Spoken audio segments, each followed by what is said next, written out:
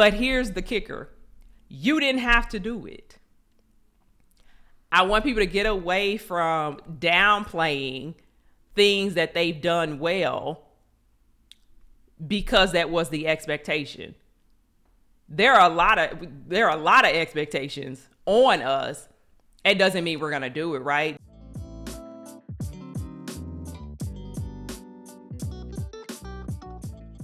Okay, so today, thank you for joining. We're talking about how to highlight your accomplishments when you hate talking about yourself. Do me a favor, if you join, go ahead and drop struggle in the comments if you struggle talking about yourself on your resume. For those who don't know me, I am Gerrie. I am the very best at helping STEM professionals articulate their value, secure new career opportunities, and to negotiate their highest income ever. And I do these regularly once a week. We have these lunchtime lives. My background is I was started as an engineer. I moved on to engineering manager, and now I am a career coach. And so this topic is like near and dear to my heart because I'm an introvert. And so a lot of people in STEM that I've met, for a long time, I felt like I was the only one who was introverted and didn't like speaking about myself and those things.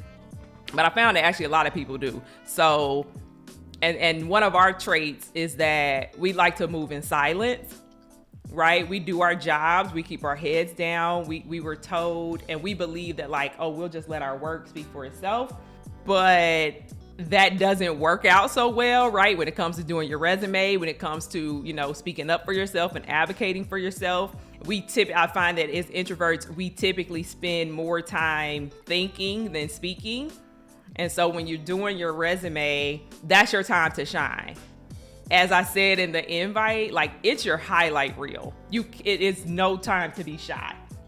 So go ahead. What we're going to do through this, I'm going to give you some examples of how you can break out of that and some tangible actions that you can take away and start doing today. So as I mentioned, it's hard to talk about yourself because you spend a lot of time internally, thinking things to yourself, and you're thinking that if I just do a good job, people will notice and they will do the right things, and that it'll just speak for itself.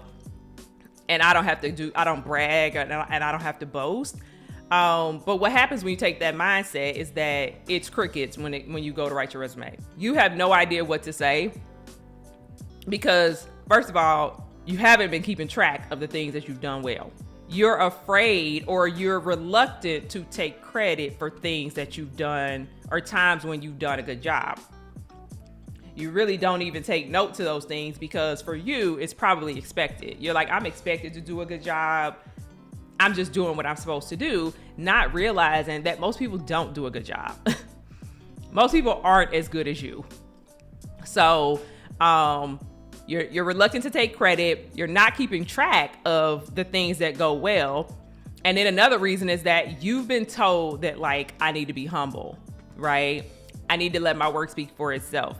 And then at some point, when it's time to write a resume, it's time to have an interview, it's time to talk to your manager about, what are the next steps for you, you realize that no one else has been keeping track of your accomplishments. And I realized that firsthand when I became a manager because my team was really big. And I think this is true regardless of the size of your team. But as a manager, I'm an employee myself. I'm trying to figure out my career trajectory and the things that I need to do well, right? I still have an assignment to complete. So it's difficult for me to keep track of every single accomplishment for my team member. And that's across the board. Managers, most employees struggle when it comes to doing your performance reviews and things like that. Managers struggle as well. Because if they don't have a system for keeping track of the things that you've done well, it's hard for them to recall them also. Now, sometimes they keep track of the big wins, the huge wins. It's pretty easy for them to keep track of. But you need more than huge wins just to put on your resume, right? You need a more granular approach so you can speak completely to your experience. So I do want you to drop in the chat which one of those sound like you. Are you reluctant to take credit for the things you've done? Are you not keeping track of your accomplishments? Or are you so focused on, not bragging and not boasting that you're hoping that your good work will speak for itself? I just want to take get a post of the audience here to see which one of those sound like you, so that we can speak to those going forward. But you're all here to understand how to highlight those accomplishments. So I have 5 ways that you can learn how to highlight your experience and your accomplishments with ease. It'll make the process easier, simpler for you as you go along. And as I'm going through these, feel comfortable to go ahead and drop your questions in the chat. And once I get through all 5, I'm going to go back and do a Q&A.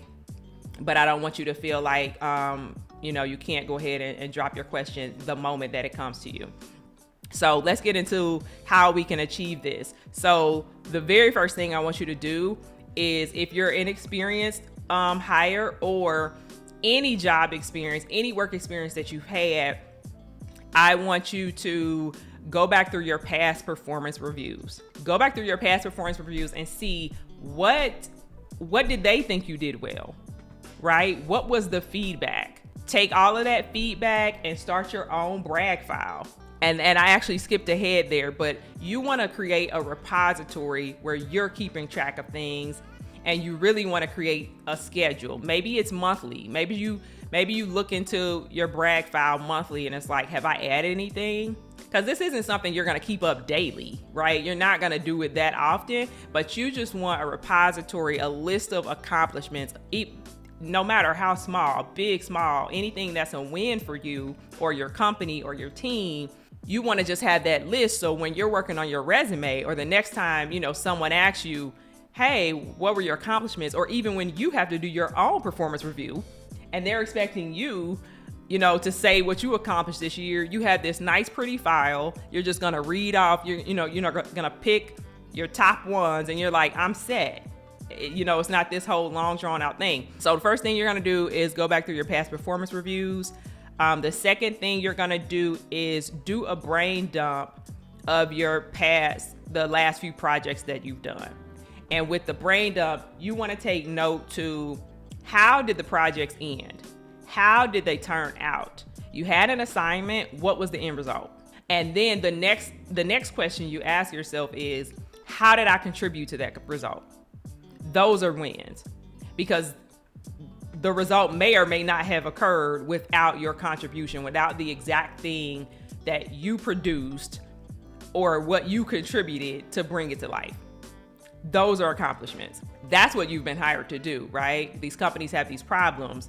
Your job is to, contribute in ways that lead to an end result for them. So the third thing that you can do is, I mentioned earlier, keeping a brag file, but to take it a step further, I like to keep a brag folder in my email. Because what happens, in a corporate settings, right? You're working on projects, you're working with different coworkers and things like that, and you do something for somebody and they shoot you that email that says, thank you so much. You did a great job. I really appreciate that. All these random emails that we get throughout the day, and we completely disregard them because you say to yourself, I was just doing my job. But here's the kicker. You didn't have to do it. I want people to get away from downplaying things that they've done well because that was the expectation. There are a lot of expectations on us. It doesn't mean we're going to do it, right? The expectation, for me, is that I ride this Peloton that you see behind me. The expectation is that I ride it a couple times a week, but I don't have to. So the same thing happens at work. The expectation may be that, you complete a task in a certain amount of time.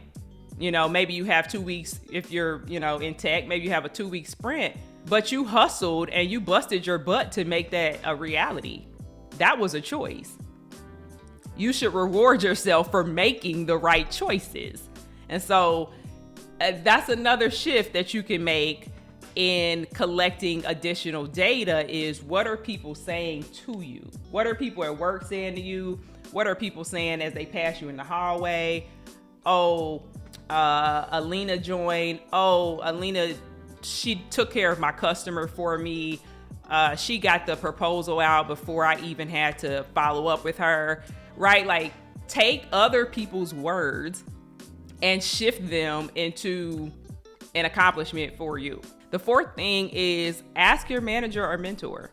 When you have those one-on-ones, you're not just there to talk about project updates and what's going on. You're there, it's a give and take, right? You should be using those moments for your development.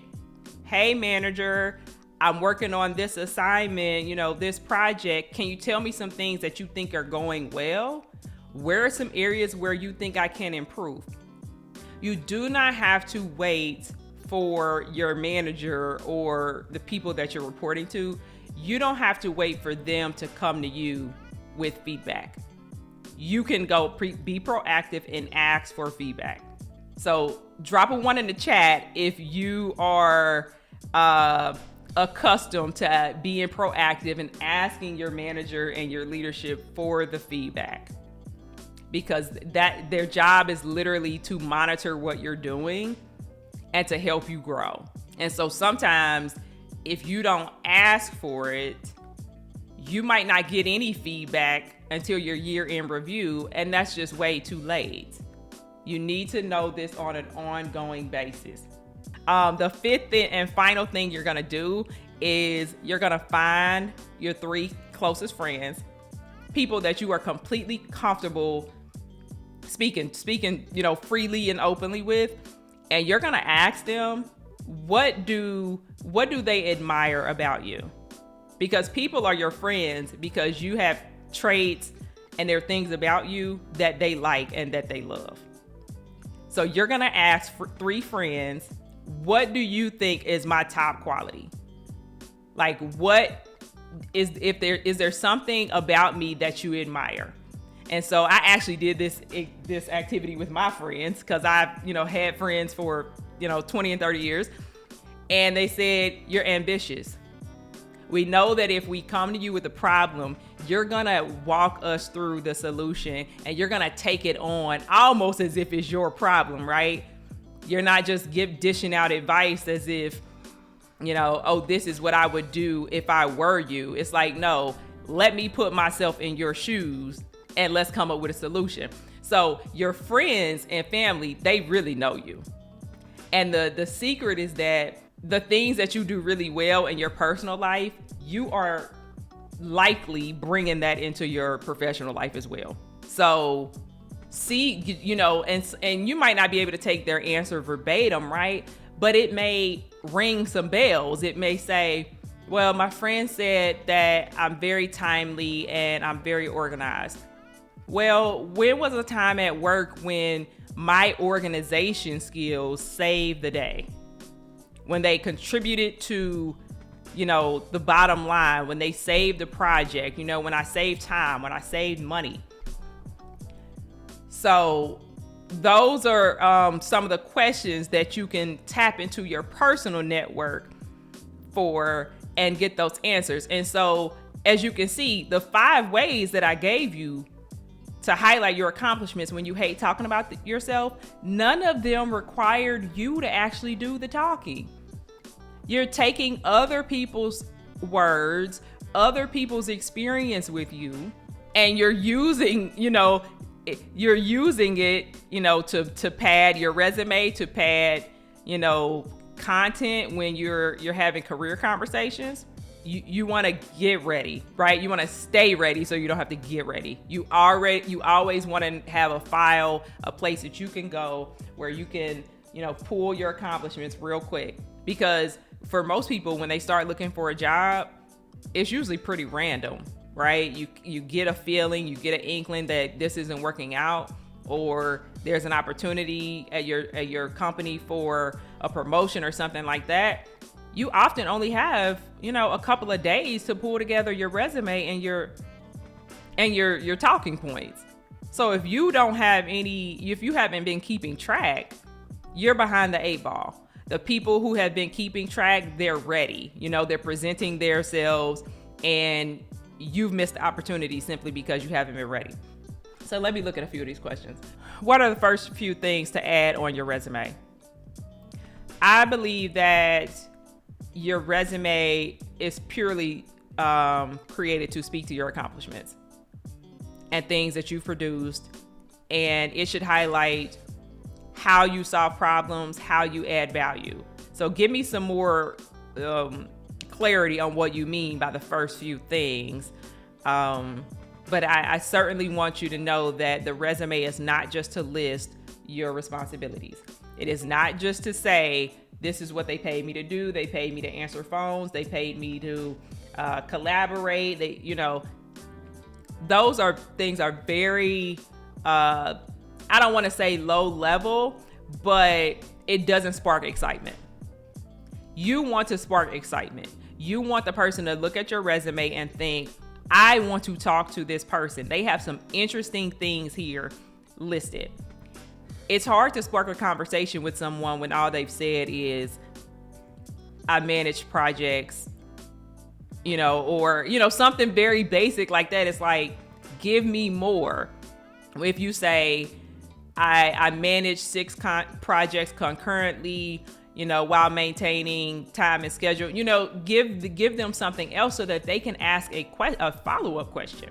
What is the most important content to put on your resume? I think I just answered that.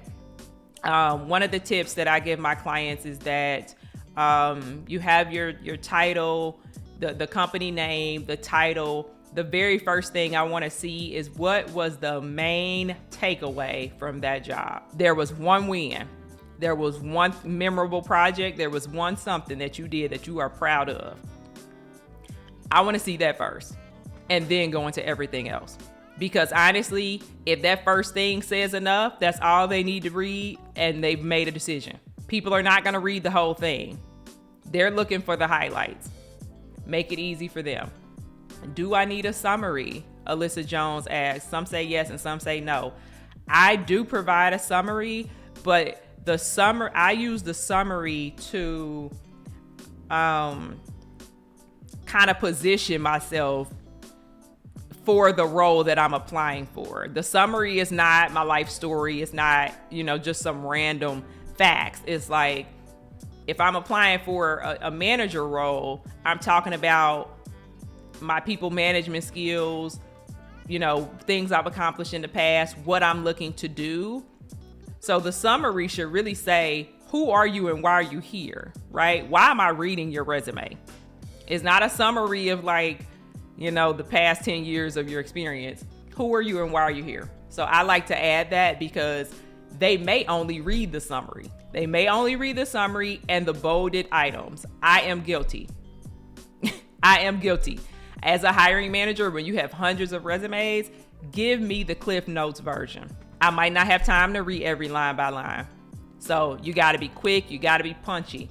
Another question, where do you put a secret or top secret on where do you put a secret or a top secret on a resume? I'm unclear what that means. Give me more information. How many sentences should you put for your job duties on your resume? As I stated, I usually have the one, headliner, and then maybe 3 bullets, max 3 bullets. So instead of trying to fill it up with everything you've ever done, just give us the highlights. Give us the top 3 things that contribute to what I'm gonna need, right? If you have bullet points that don't have anything to do with something that I'm gonna require from you or something that I would think is cool, take it off. Put that on you can have a catch-all resume where you just have everything listed. And then when you pick the role that you're going for, you go through this catch-all resume and you say, I only need bullets 2, 5, and 6. Nothing else applies to what this person is concerned with. Keep it short. Let's see. My challenge is job description. My challenge is my job description is a moving target. Now that is a challenge. It's hard to have a crispy resume when you have not decided what the target is. You can certainly have several variations of your resume, but you have to pick a target. Nobody can decide what job you want to do next. And I think what's important for people to realize is that people are inundated with making their own decisions. I don't want to make decisions for you. It's hard. It's difficult. Because think about it. You're avoiding making decisions. What makes you think I'm not doing that same thing in my life? There are decisions I don't want to make as well. Make the decision, put yourself out there, try something would be my advice. You can try 2 or 3 things at once, but try. And the thing is that try and tweak, right? You put yourself out there for a project manager role and you're not getting good feedback and they're telling you you need a PMP or whatever. And you're like, well, what is closest to this that I can shift my target to? It's a moving, thank you, Samantha. Resume, I'm gonna go ahead and post what Samantha just said. Resumes are living.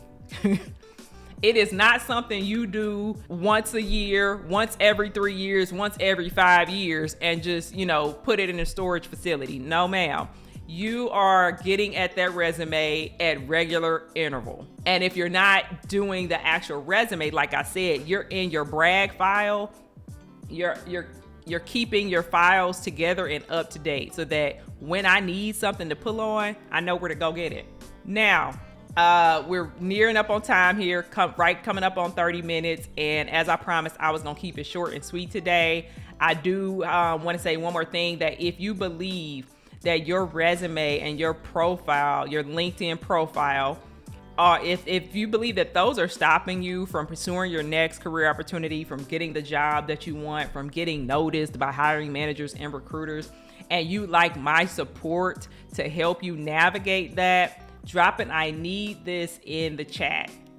Go ahead, drop I need this in the chat. I'm going to open up my calendar next week for 5 people so we can take a look at your resume, take a look at your profile, see what it's going to take to get you moving, get you unstuck. Go ahead and drop I need this in the chat.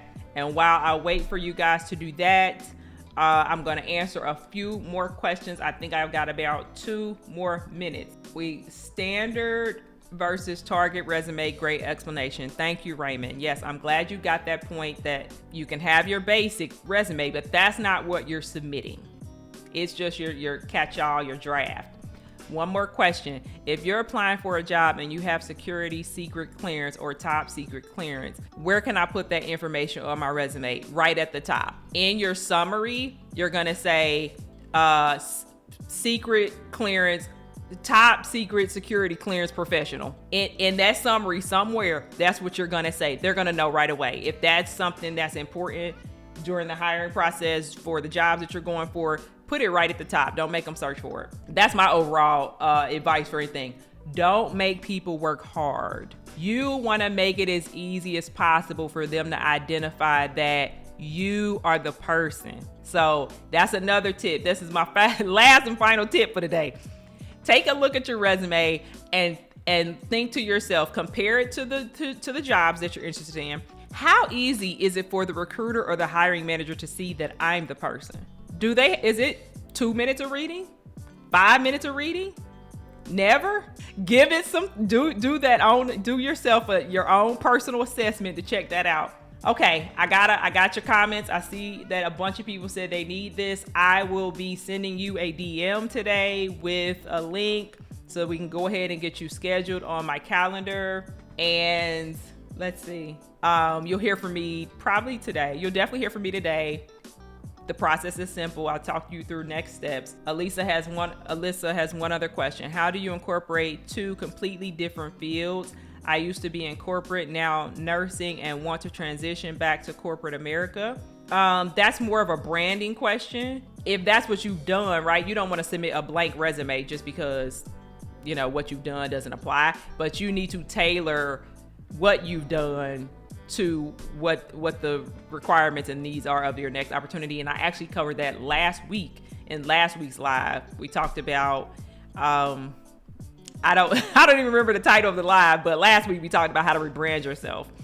And go back and watch that live. Let me know if it answers your question. Shoot me a DM if it doesn't. Samantha, do we hire a recruiter? I don't believe this is necessary. There are so many jobs right now. There are so many companies hiring. They are thirsty. You don't have to pay for them to find you. The most I would do is hire a career coach, someone who can make sure your profile stands out, your resume is good, you have your talking points for your interview. You need someone working on your behalf. The recruiter is not working on your behalf. They're working for the company. So keep that in mind. All right, guys, that's all I have. Thank you all so much for joining today. Another successful lunchtime live, and talk soon. Bye.